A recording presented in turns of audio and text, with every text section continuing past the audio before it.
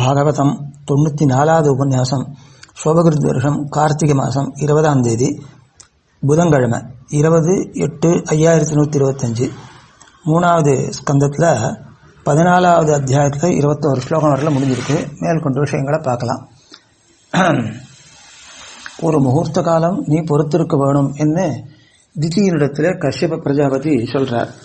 ஏனென்றால் அதற்கு காரணம் சொல்லுகிறேன் கேள். இந்த வேலை மிகவும் பயங்கரமாக இருக்கக்கூடியது. பயங்கரமான ஜந்துக்களுக்கும் இவ்வேளை பயங்கரமான காட்சியை கொடுக்கக்கூடியது.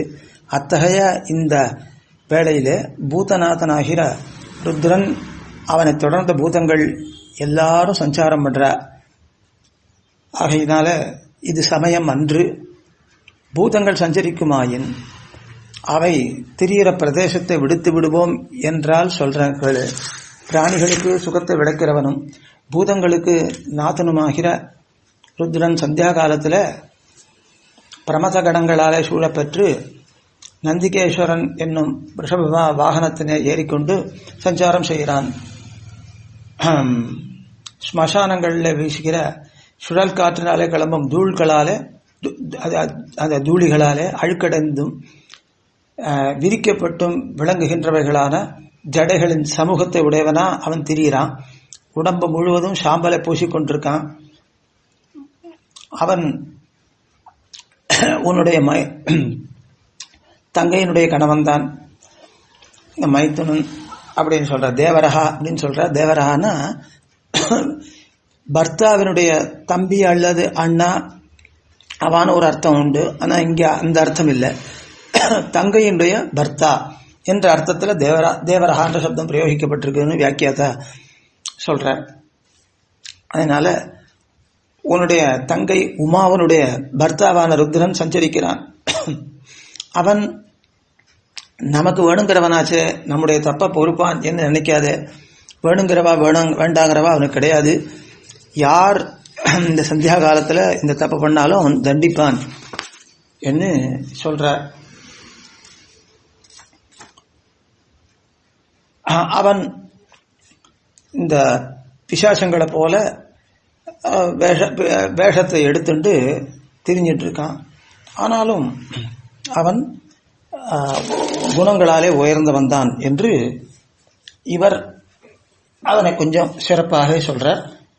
மைத்திரேயர் சொல்றார். இப்படி பர்த்தாவான காஷ்யபர் சொல்லிட்டே இருக்கிறச்சு, மன்மத விகாரத்தினால இந்திரியங்கள் எல்லாம் கலங்க பெற்று அந்த திதியானவள் வெட்கமற்றவளாகி பிரம்மரிஷி ஆகிற அந்த காஷ்யபருடைய வஸ்திரத்தை பிடித்து இழுத்தாள்.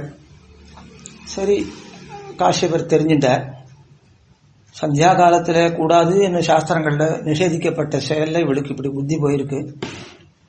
சரி, இது தெய்வம் நமக்கு பண்ற நிர்பந்தம் போல் இருக்கு என்ன அந்த தெய்வங்களுக்கு நமஸ்காரத்தை பண்ணி பாரியையோட ஏகாந்தத்தில் கலந்திருந்தார் அந்த சந்தியா காலத்திலேயே. என்ன ஆச்சரியம்! அதுக்கு பிறகு அந்த மகரிஷி ஜலத்தில் ஸ்நானம் பண்ணார். பிராணாயாமம் பண்ணி மௌனவிரதத்தோட பரபிரம்மத்தை தியானிக்க ஆரம்பித்தார். அப்பொழுது பிரணவத்தை ஜெபித்து கொண்டிருந்தார். மைத்திரேயர் விதுரரை பார்த்து சொல்றார், விதுரனே, பிறகு திதியானவள் தான் செய்த கெட்ட காரியத்தின் தோஷத்தை நினைத்து வெட்கமுற்றாள். மகர்ஷியினுடைய அருகாமையில வந்து தலை வணங்க பெற்றவளாகி அவரை பார்த்து இப்படி சொல்றார். வாரீர் பிராமணோத்தவரே, கஷ்யப மகர்ஷி, பூதங்களுக்கு நாதனாகிற ருத்ரன் என்னுடைய இந்த கர்ப்பத்தை பாழ் செய்யாமல் இருக்க வேணும். அவன் பூதங்களுக்கு நாதன் என்றேன். அவன் விஷயத்திலே நான் அபராதம் செய்தேன். ஆகையினாலே அவன் என் கர்ப்பத்தை பாழ் செய்யக்கூடும். அப்படி நேராதிருக்கும்படி நீர் அருள் புரிய வேணும். தேவர்களிலே மேன்மை பெற்றவனால இருக்கிறதாலே மகாதேவன் என்று பெயர் வைத்திருக்கிறான். உக்ரஸ்வரூபனமாயும் இருக்கான் அந்த ருத்ரன். தன்னை பணிந்தவர்களுடைய விருப்பங்களை அவன் நிறைவேற்றக்கூடியவன் தானே. அதனால எல்லாருக்குமே தண்டனை பண்ணணும் அப்படின்னு ஒன்று அவனுக்கு நேற்று இல்லை. அபராதம் செய்து அதுக்கு வருந்தாதவர்கள் விஷயத்தில் அவன் தண்டனையை கொடுக்கலாம். ஆனால் நான் வருந்துகிறேன், எனக்கு அவன் அனுகிரகம் செய்ய வேணும். அப்படி அவன் அனுகிரகம் பண்ணும்படி நீர் எனக்கு அனுகிரகம் பண்ணணும்னு பர்த்தாவை வேண்டுகிறாள். மைத்ரேயர் சொல்றார், அந்த கஷ்யப பிரஜாபதி சந்தியா காலத்தில் செய்ய வேண்டிய நியமங்கள் எல்லாம் முடித்து பின்பு தன்னுடைய கர்ப்பத்துக்கு தான் தேட வேண்டிய க்ஷேமத்தை பிரார்த்திக்கிறவளும் பயத்தினாலே நடுக்கமுற்றவளுமாகிற பாரியையை பார்த்து இப்படி சொல்றார். 37வது ஸ்லோகம். காஷ்யபர் சொல்றார், மங்கள சுபாவம் உடையவளே, உன் புத்தி சுத்தி இல்லாமல் இருந்தது. சந்தியா காலத்தில் செய்யக்கூடாத காரியத்தை செய்த தோஷத்தாலும் மேலும் என்னுடைய ஆக்ஞையை மீறினமையாலும் ருத்ரன் முதலான தேவதைகளை அவமதித்ததாலும் உனக்கு 2 புத்திர அதமர்கள் உண்டாக போறார். அதாவது உபயோகமில்லாத பிள்ளைகள் 2 பேர் உண்டாக போறார். அவர்கள் இருவருமே லோகத்துக்கு உலகங்களுக்கு அமங்கலங்களையே செய்வார்களா இருப்பார். அவர்கள் பெரும் கோப ஆவேசமுற்றவர்களாகி லோகபாலர்களோடு கூடின 3 லோகங்களையும் அடிக்கடி ஹிம்சை பண்ணுவார்கள், எல்லாரையும் அழ பண்ணுவார்கள். ஒரு அபராதம் செய்யாமல் தயை செய்ய தகுந்தவைகளான பிராணிகளை எல்லாம் வதிக்கப் போகிறார்கள், வதம் பண்ண போகிறார்கள். ஸ்திரீகளை பறித்து கொண்டு வந்து சிறையில் அடைக்கப் போகிறார்கள். மகானுபாவர்களான பெரியோர்களுக்கு கோபம் வரும்படி செய்வதையே தொழிலாக கொண்டிருக்க போகிறார்கள். இப்படி இருக்கிற இந்த சமயத்தில் உலகங்களுக்கெல்லாம் பிரபுவும் அவற்றுக்கு சுகத்தை விளைப்பவனுமாகிய பகவான் கோபாவேசமுற்று வராகமாகவும் நரசிம்மனாகவும் அவதாரம் பண்ணி பர்வதங்களை வஜ்ராயுதம் பிடித்த தேவேந்திரன் பிளப்பது போல இந்த 2 புதல்வர்களையும் வதிக்கப் போகிறான். வராகாவதாரத்தாலே ஒரு புத்திரனை பகவான் வதிக்கப் போகிறான், நிருசிம்மாவதாரத்தாலே இன்னொரு புத்திரனை வதிக்கப் போகிறான் என்று சொல்றார். அடுத்து திதி சொல்றார். ஸ்லோகம் 41. திதி சொல்லுகிறாள், பிரபு எல்லாவற்றையும் அறிகிற தன்மை உடையவர் நீர். சக்கராயுதத்தாலே அழகிய புஜத்தை உடைய பகவான் தானே நேரில் என் புத்தர்களை வதிப்பானாயின் அதை நான் சம்மதிக்கிறேன். ஆனால் கோபமுற்ற விப்ரர்கள் மூலமாக வதம் நேருமாயின் அது எனக்கு சம்மதம் அன்று. அதை நான் ஒப்புக்கொள்ள மாட்டேன். பெரியோர்களுக்கு கோபத்தை விளைப்பார்கள் உன் புதல்வர்கள் என்று சொன்னீர். ஆனால் அந்த விப்ரர்கள் கோபித்து எங்கு வதித்து விடுவார்களோ, வதம் பண்ண விடுவார்களோ இவர்களை என்று நான் பயப்படுகிறேன். பரமபுருஷன் நேரே வதிப்பானாயின் எனக்கு அது சம்மதம்தான். பெண்ணே, பிராமணனிடம், அதாவது விப்ரனிடமிருந்தாவது மற்ற பகவானிடமிருந்தாவது வதம் நேரட்டுமே, என்ன பேதம் இருக்கிறது என்று கேட்கிறீரா? சொல்லுகிறேன். பிரம்மசாபத்தாலே அடி உண்டவன் விஷயத்திலும் பிராணிகளுக்கெல்லாம் பயத்தை விளக்கிறவன் விஷயத்திலும் உலகத்தில் உள்ளவன் எவனுக்கும் நம்மால் துக்கம் நேர வேண்டாம் என்று நினைக்கிற தன்மையுள்ள நரகவாசிகளான ஜந்துக்கள் கூட அனுகிரகம் செய்ய மாட்டார்கள். இப்படி விப்ரசாபத்தை அடைந்தவர்களை நரகவாசிகளும் கூட மன்னிக்க மாட்டார்கள். இந்த சொன்ன அந்த 2 பேர் என்னுடைய புத்தர்கள் விஷயத்தில்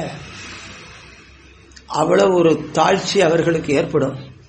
ஆகையாலே அவர்கள் பிரம்மசாபத்தாலே மாளக்கூடாது. அது மட்டும்தான் எனக்கு வேணும். இவர்கள் அப்ப பிரம்மசாபத்தாலே மாண்டவர்கள் அடுத்தடுத்து எந்தெந்த ஜாத்தியில பிறக்கிறார்களோ அந்தந்த இனத்தவர்களும் இவர்களிடத்தில் மன இரக்கம் கொள்ள மாட்டார்கள். ஆகையினால்தான் விப்ரசாபத்தாலே வரக்கூடிய மரணத்துக்கு நான் பயப்படுறேன் என்று சொல்றார்.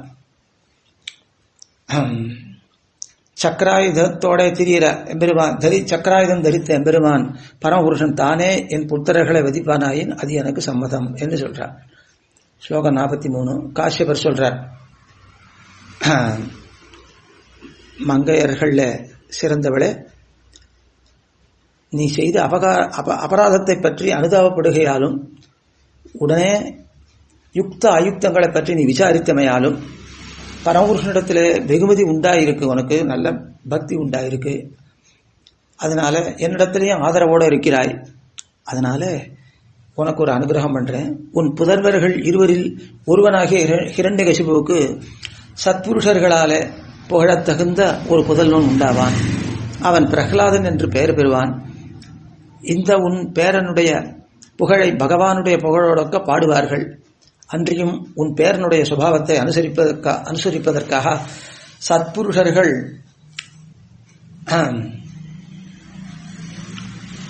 பரிசுத்தமான பொன்னை யவக்ஷாரம் முதலான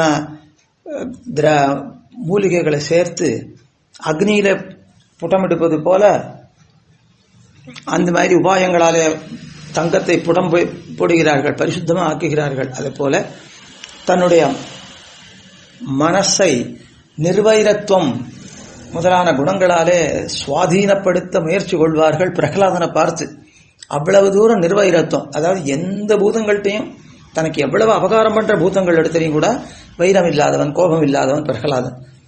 அதனால உபமானம் அசேஷானாம் சாதுனாம் என்ன இருக்க போகிறான். அது விஷ்ணு புராணத்தில் இப்படி வச்சனம் சொல்றது.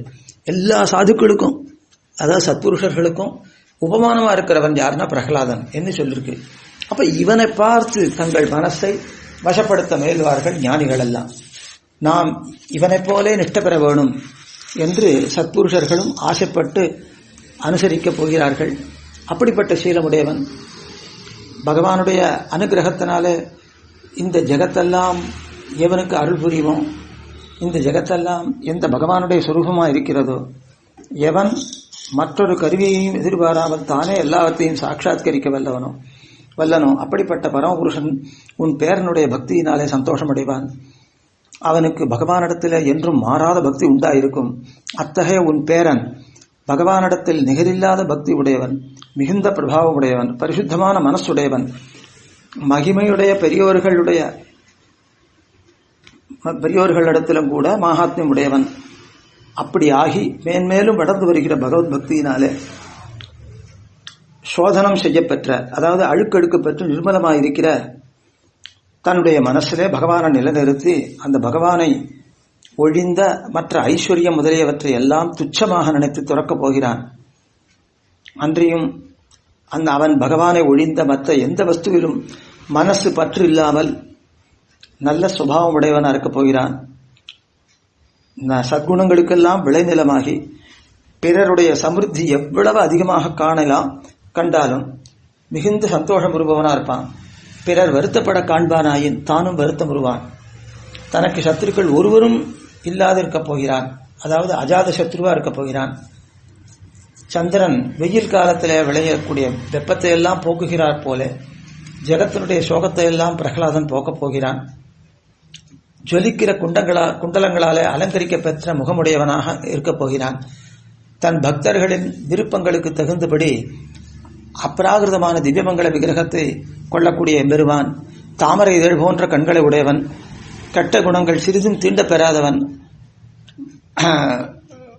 நாரிடாம் உத்தமாவது என்று சொல்லப்படுற நாரிகளிலே உத்தமையான ஸ்ரீ மகாலட்சுமிக்கு ஆபரணம் போல இருக்கக்கூடிய பரமபுருஷன், அவனை தன் ஹிருதய கமலத்திலே வைத்து ஆராதிக்கப் போகிறான்.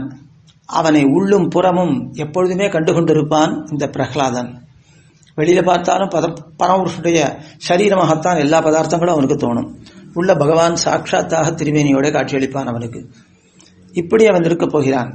மைத்திரேயர் சொல்றார், திதி தனக்கு ஓர் பேரன் பிறப்பான் என்றும் அவன் மிகுந்த பகவத் பக்தி உடையவனாய் இருப்பான் என்றும் கேட்டு சந்தோஷமடைந்தாள், மிகவும் சந்தோஷமடைந்தாள்.